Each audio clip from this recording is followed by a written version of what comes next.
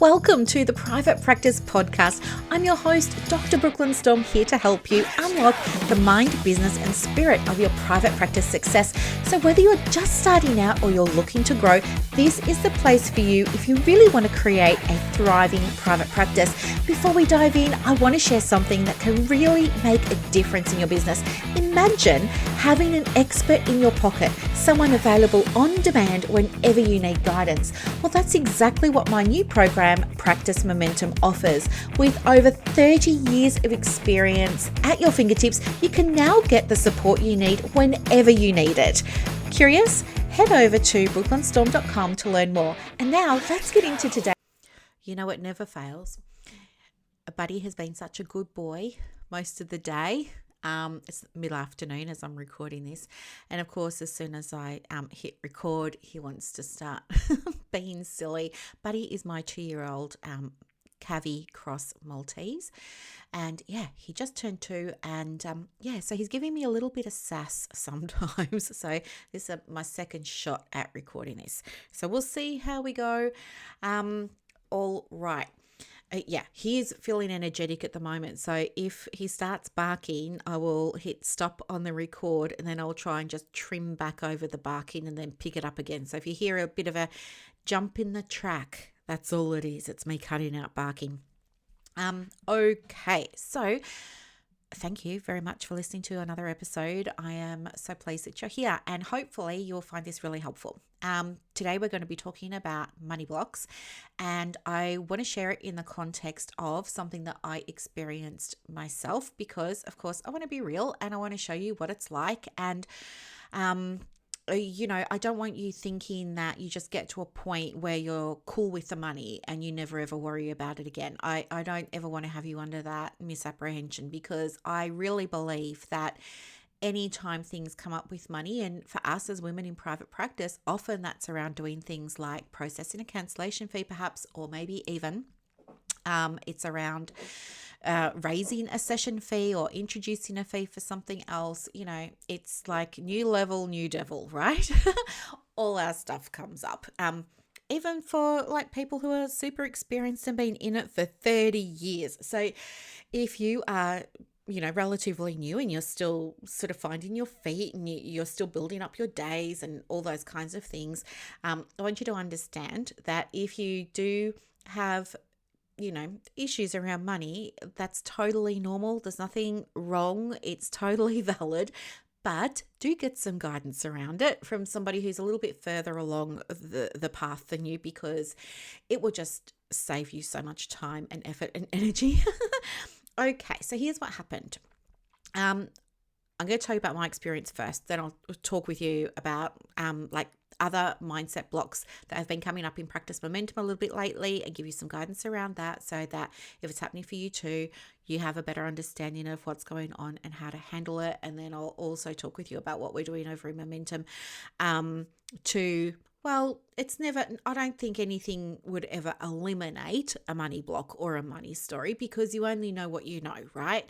And given that 95% of our beliefs are in our subconscious mind, they're only going to bubble up to the surface when we're in values conflict or something like that, right? So you can only deal with what you are aware of at the time. So I'm not going to make any big promises that my model is going to fix all of your money blocks, because I want to be honest with you, that it probably won't. But what it will do is will absolutely minimize the majority of them, which will make it easier for you to get the business into profit, which means then you can have more time with children if you're busy with children, or more time with aging parents, or more time to do Pilates, or whatever it is you like to do. I mean, honestly, I'm pretty good with my time.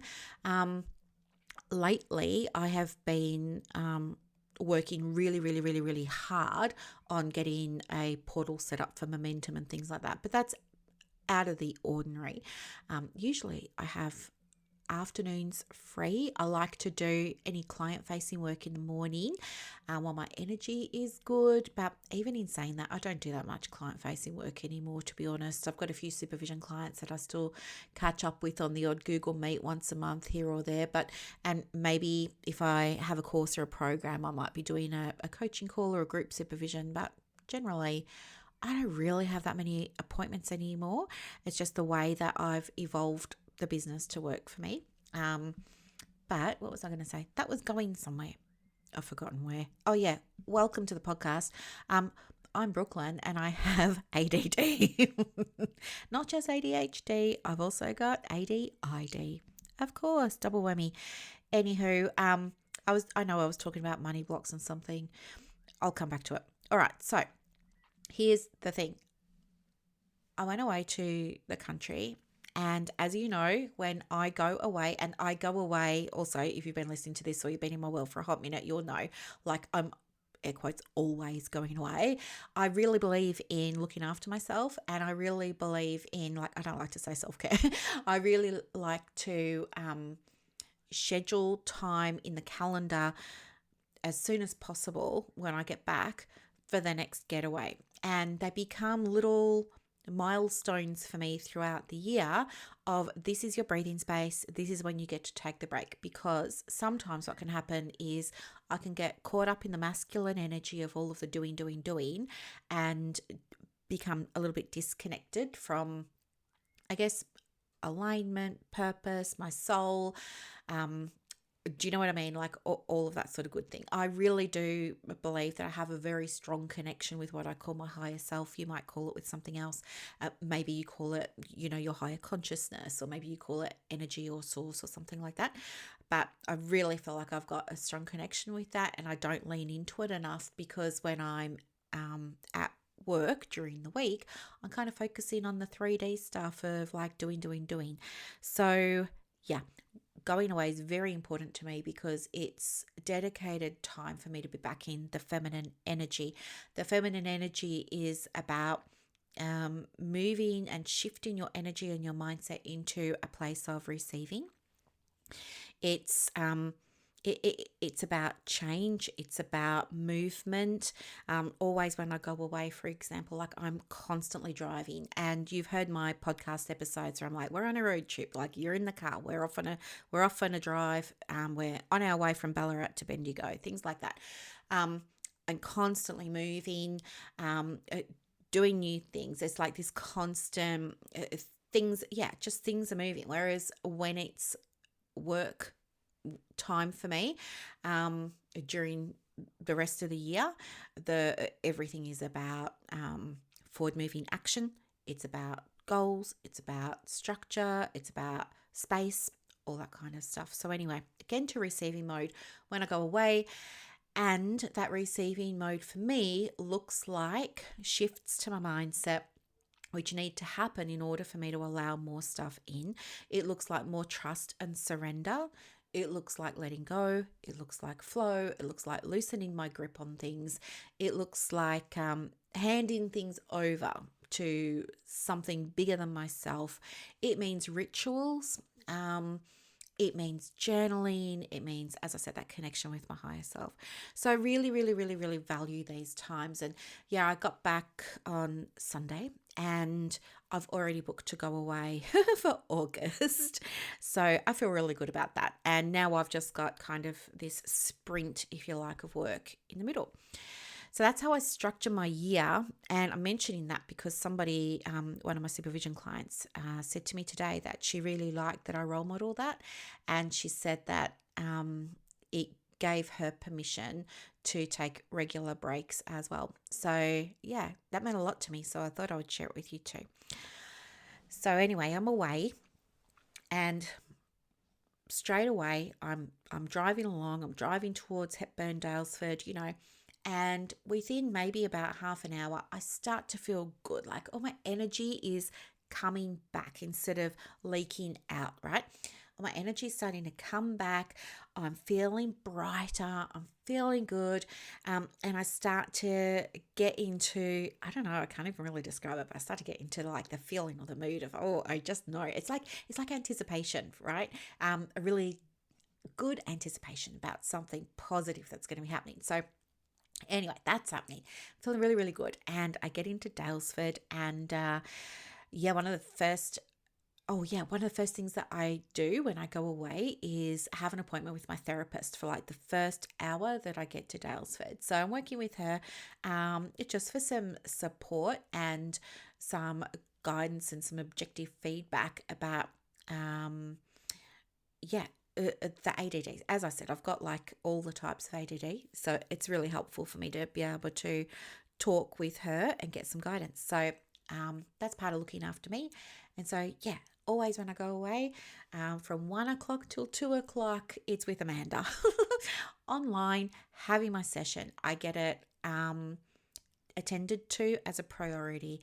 And then it's kind of like everything else that unfolds over that time away is also a priority, but it's just different, you know. From there, I went over to Empress and Wolf, and I got a few things. I got a couple of books, and I also got a deck of cards, which is called the Wealthy Woman Oracle deck. Now, I don't need more Oracle cards. Like, I collect them, but as a collector, like, I take it really seriously, and I don't just buy like any old deck. But this one kind of called to me. So I looked at it initially and I thought to myself, no, not interested. But then something was like, no, go and have a proper look. And the deck was open, which don't you love it when a deck of cards is open in a shop and you can actually read some of them and the guidebook. I love that. So I pulled a couple of cards, had read the book, and I was like, do you know what? Actually, I think I'm meant to get this card deck. So I hadn't gone away anticipating that I was going to be working on money blocks, right? This was just me listening to my intuition. My intuition was like, get the cards. Even though my cognitive mind was like, you don't need them. My intuition was like, get them. So I got them. And anyway, then, we just kind of like spent some time exploring, shopping, doing all the things. I went to the accommodation. It was amazing. I always get amazing accommodation. I am blessed by the angels when it comes to that. I have to tell you, I don't think I've ever had bad accommodation. It's always been really, really lovely. And anyway, so I thought, yeah, I'm going to grab the journal, grab the pen, grab the cards, and I'm going to start writing. And I hadn't journaled consistently, and I can't actually remember the last time I journaled before I went away.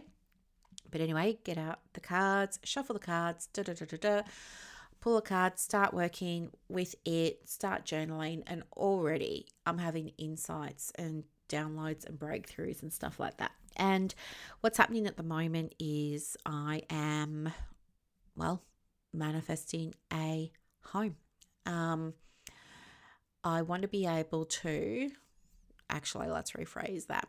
I'm calling in a home that's fully paid for, no mortgage, fully furnished, perfect for Buddy and I.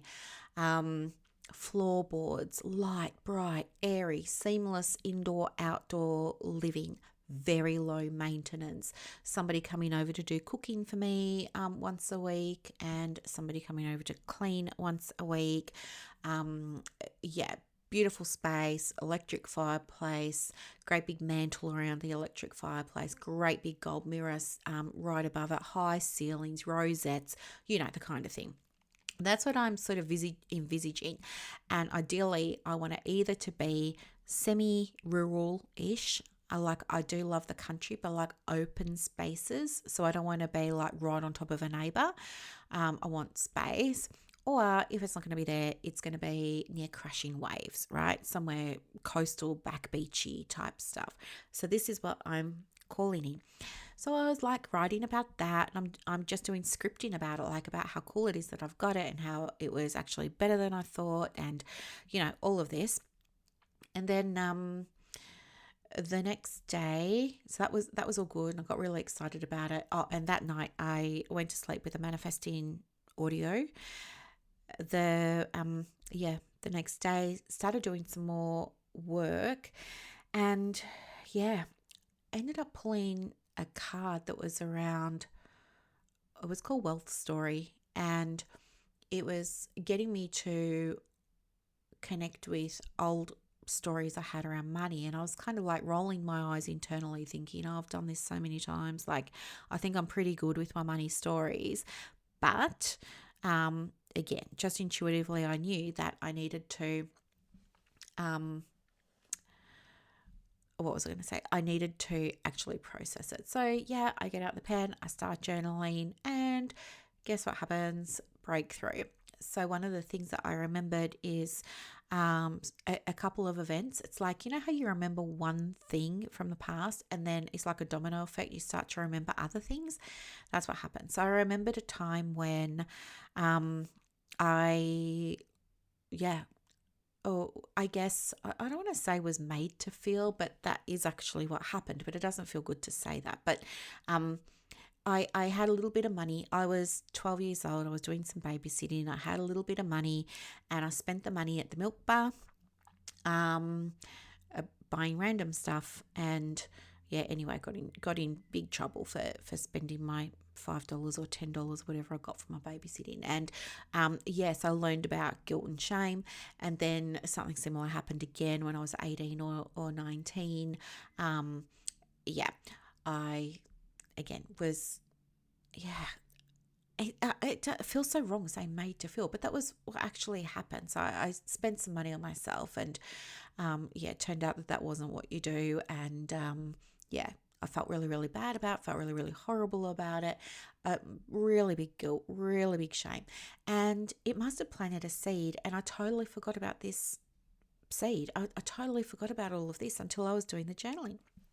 And it made so much sense because with that memory, or with those two memories, then I started to be able to identify other memories and similar events that might have been contributing to this belief that, you know, if I personally have money that I make and I spend that money on myself, that then I'm a really bad person. I should be ashamed of myself, that when I spend money on me, it robs people, it's theft, it's stealing, it's taking things away from people that you love, and so you shouldn't do that. And yeah, you should feel really ashamed of yourself and really guilty. So it was huge, as you can possibly appreciate. And I had no idea it was sitting there after all these years, but yep, there it was sitting there. And so yeah, it was a really big release. And I started to think about my house, and I thought to myself, hey, you know, you are doing such a good job manifesting this house. Look at you go. Like, you're journaling about it. You're going on realestate.com. Like, you're showing up for the universe and letting the universe know that you're here for it. But I realized in that moment that actually the universe couldn't bring it to me because I had issues around guilt and shame that were getting in the way of me actually throwing down a deposit or taking further steps on getting the house, because there was this subconscious belief that if I did that, it would be taken away from somebody else, which would make me feel guilt and shame. So in order to avoid the guilt and shame, maybe just dream about the house and don't actually do anything with it. So yeah, huge breakthrough.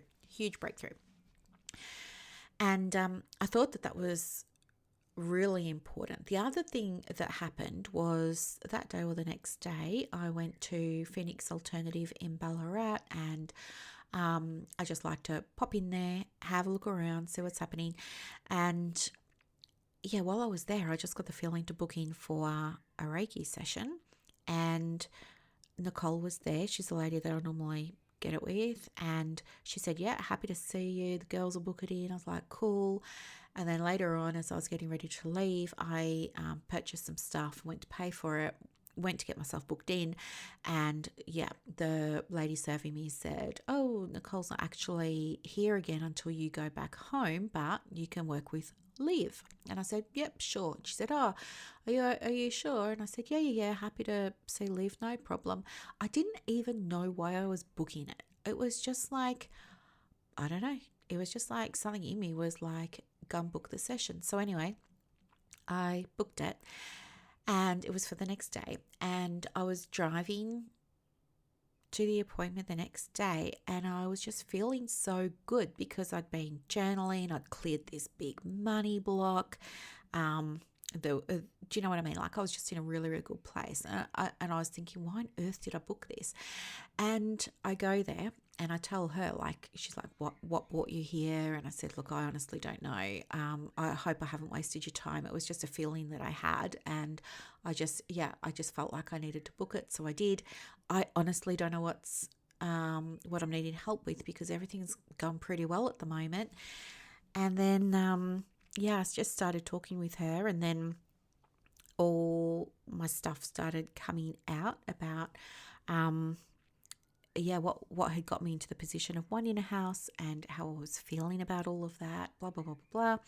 And then she says this, and this is like what changed my life. And she just said, this person, they're on their own path, and all the people pleasing that you've been doing will never ever change that. Like, it's futile. Like, just stop. There's nothing you can do that can change this person's life path. They have free will. They can change their path if they want to. That's not up to you. You're tangled up in their life path, and you can untangle yourself. But really, that's their journey. And when they chose to be here, that's the contract that they made, and this is the experience that they want to have. And so, you know what? Maybe just let them be. And I was like, what? It was like this huge mic drop moment for me. And I just felt so much pressure lift off my shoulders in that moment. And so what's that got to do with running a private practice? Well, I'll tell you. The lesson for me was that sometimes you can't see your own stuff, and it is so helpful when you're feeling like you're doing the things, but it's taking time for you to see a result. It's possible that maybe this comes down to a story or a belief that you're holding on to that is in your maybe subconscious awareness, and your ego is trying to keep you really, really safe, and it's holding you back from having the thing that you really, really, really, really want. And the value of having somebody on the outside give you a perspective is so powerful, because it unlocks things, as you've just heard, that just weren't possible before, right? So one of the other things that happened for me was with this new awareness, I sort of realized that since COVID, like, I hadn't had like a proper haircut, a proper hair treatment. I hadn't had my hair colored, nothing like that. And so the very next day I went and booked myself in and got it all done. And while I was sitting there waiting for my foils to go off, I wasn't even feeling guilty, which was a reflection that I had in the moment. I was like suddenly aware that I wasn't feeling guilty. I was aware that I was starting to become my old self again. And I started to feel really, really, really, really good. And then the idea popped into my head that when I feel really, really good, I do better in life. Like, I do better personally, with my friendships, in business, with my clients. Like, do you know what I mean? And it all started to make sense. It was like this great big wink from the universe that, yeah, you're on the right path. And I think it came, this experience of mine, at a really, really, really good time, because while I was away, there were a handful of women in Momentum that were also going through their own money issues and money stories and stuff like that. And there's 4 women that come to mind, and I think 3 of them were all, experiencing, I guess, I don't know the right way to say it. They were experiencing things coming up for them around, it was cancellation fees. It was like thoughts like it's uncomfortable to charge for a service that wasn't provided. I don't know, this feels icky. It's not fair. What if I charge it and my client doesn't come back? And in fact, one of the beautiful souls in the program, she worked through her money stuff. And then while I was away, she had an occasion to lean into the policy, and she actually used it and it was fine. And she was like so happy about it and she was celebrating. And I was so excited for her to be able to implement like an essential business process. And yeah, it was a really, really good moment. And then what happened was the following morning, she got a notification perhaps saying that this client had then gone and cancelled all her future sessions. So this was like big stress, big drama, nightmare, scary stuff, all like her worst nightmare, all coming true. And yeah, she responded and after the fact, like, yeah, told me what had happened and, you know, she was really upset and all of this. And she was asking me, like, she told me what she did and she said, what would you have done? And so, you know, I coached her through it. And anyway, she's out the other side of it now and everything's fine. What, you know, one of the things that I said to her was like, it's really normal, like, for you to be assuming that the sessions were cancelled because you charged the cancellation fee. But the reality is we don't know why. People cancel for different reasons all the time. Anyway, later on in the day, the beautiful client got back to her and said, no, it was just because her roster changed and she needed different times. So that was all it was. But I could appreciate like how her anxiety went through the roof in that moment. But it was a good opportunity for her to have growth from that. And so then there were a couple of days of like processing and stuff like that afterwards. I think the thing that can happen with money is for women in private practice especially, we end up without even realizing it, projecting our own money stories onto the business and onto our clients. And when we do that, it's not fair on either. Yep, it's not fair on the business, okay, because the business is neutral. It doesn't, you know, have obviously thoughts and feelings about money, but it's not fair on your clients because it's actually quite disempowering to do that. So it's really important that, yeah, when we see that things aren't working in the practice and we become aware that it's money based, that we get support around that, you know. And of course, when it comes to things like, for example, you know, the cancellations, when it comes to things like that, yes, you can get templates of cancellation policies and things like that. But at the same time, if you're not aligned with it, you'll never use it, or you will use it willy-nilly and inconsistently and create all kinds of other dramas for yourself. You either have it and use it, or you don't have it and don't, right? That's easier than sort of applying it here, there, and everywhere. And so anyway, yeah, I went and popped some additional resources into the portal for them yesterday, I think it was, that guided them through cancellation policies and mindset and all this kind of stuff. So hopefully it will help. But anyway, for me having, I guess, had those money blocks and money stories come into my awareness, it allowed me to clear them and clear them pretty quickly, right? Because they can live in your subconscious mind for decades, but they only, with me anyway, they don't take that long to clear. Like usually awareness is everything for me. Once I'm aware, like they clear pretty quickly. I'm like, that's ridiculous. What was I thinking?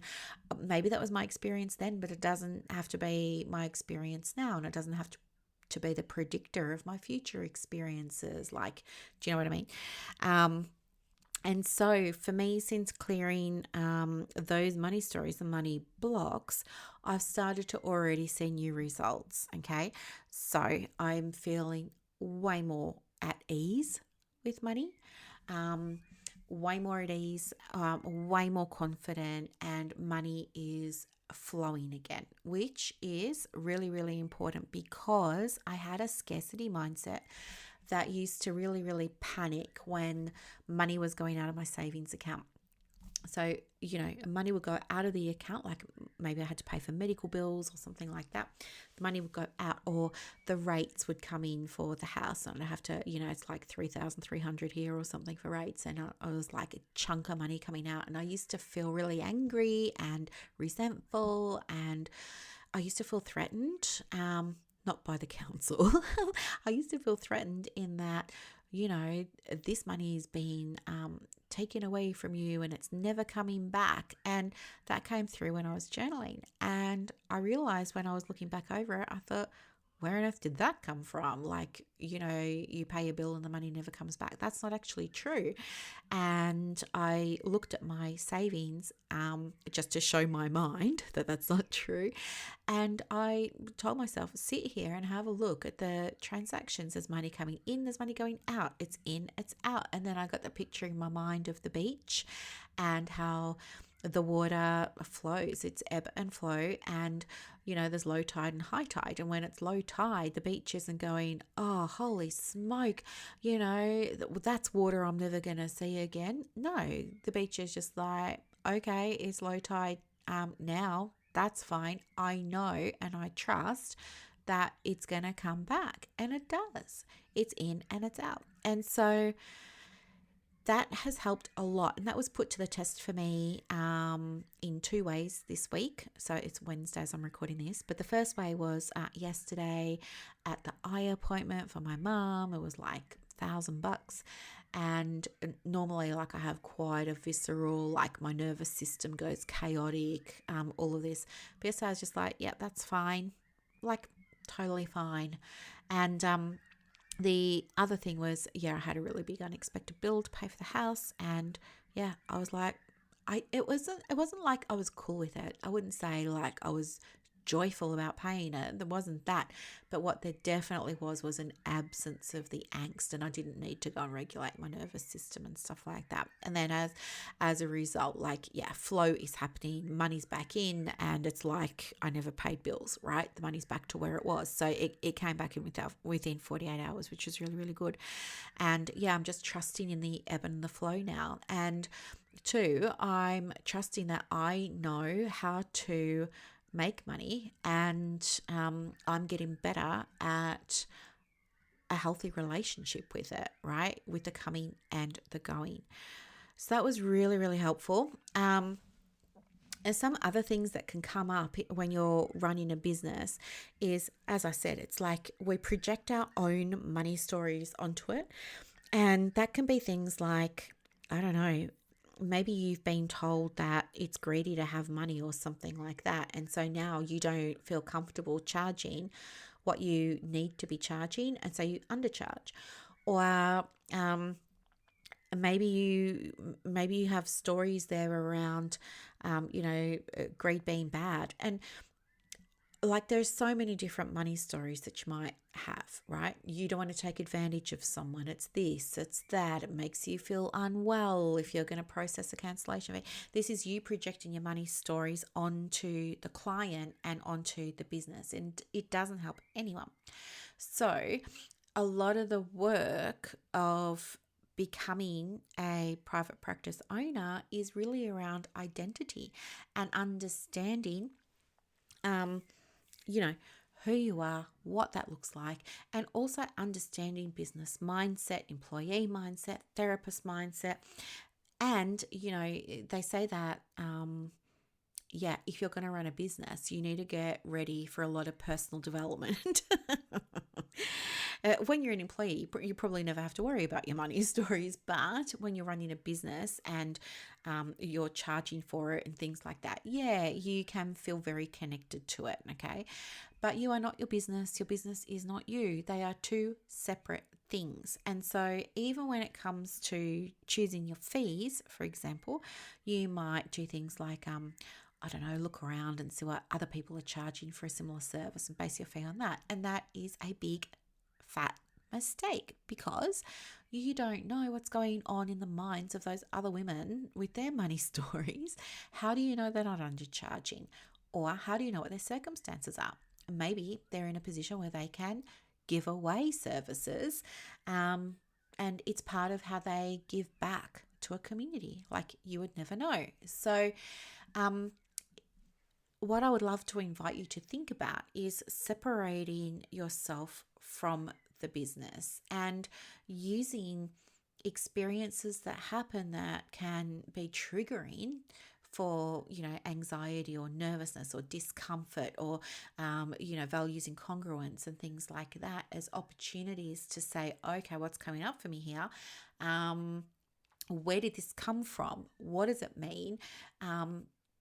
Is there a space for it in my business? If so, what do I want it to look like? If not, am I ready to release it and let it go?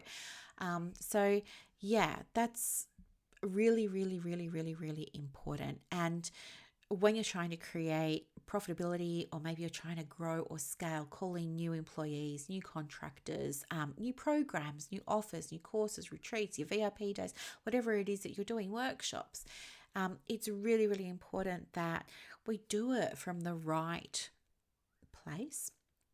And that is not a place of you projecting your own stuff onto clients or the business. And that's why, it's also not about you doing more things either. Like, there are so many women that are doing so much stuff, and they're expecting that they're going to get a result because somewhere along the line they've made a connection between how hard they work and the money or the clients or the results or the reward. It's that's not how it works when you're running a business. Your profitability, your cash flow, your turnover, your revenue, all those things has nothing to do with how hard you work.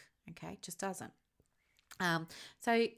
Lots and lots of big stuff. And, I am so excited for the next group of women that come into Momentum, because they are going to come in and straight away have an immersion into the practice sustainability model that I created. And why this is so good is it actually can remove the money blocks, the limitations, the role that you might have been giving your money stories in the business without realizing it, or maybe with realizing it and not knowing what to do. But this model actually builds sustainability for clients. It builds sustainability for the business in terms of the finances, and it builds sustainability for you as a woman in business that restores things like your work-life balance, right? Nobody wants to be working 40 plus hours a week. You get to work the number of hours that is aligned for you and right for you, and have time as well to do all of those things. And so I am so excited to teach it to them, because especially the women in the program now who have started to apply bits here and there from the sustainability model have already had these massive breakthroughs. Like, one of them, she's just a beautiful soul, but she was sharing that as a result of coming into the program and starting to use the tools and strategies, she's increased her annual turnover by 29%, and she's hoping to bump it to 30 by the end of the financial year. I mean, how cool is that? Other people, they're now talking to me about, can you put something in the portal, Brooklyn, on wait lists? Because I'm just so booked now. These are people that didn't have clients when they came in, right? And they were almost fully booked within their first 90 days. Well, actually, as you know, if you have listened to other episodes, one of the clients I'm thinking of, it was less than 30 days for her.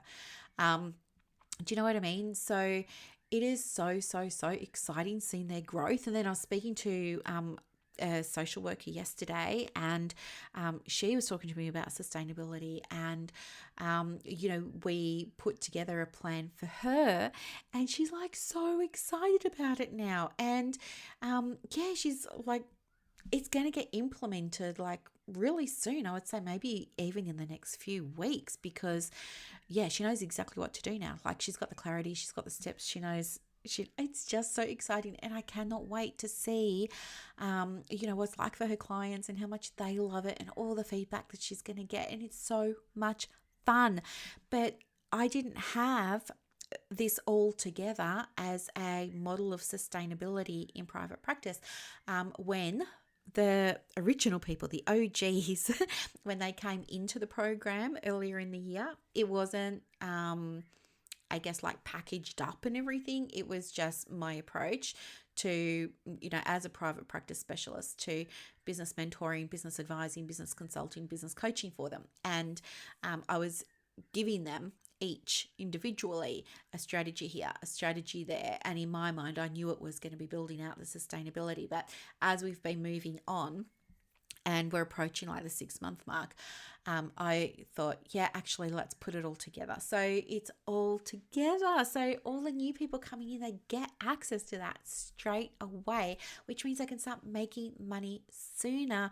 And once they do that, they're going to be less stressed and they can get back on with the job of both helping people, but also working on the business and getting it to the place where it needs to be, so that money stuff kind of gets eliminated pretty quickly in momentum. And I love it so much.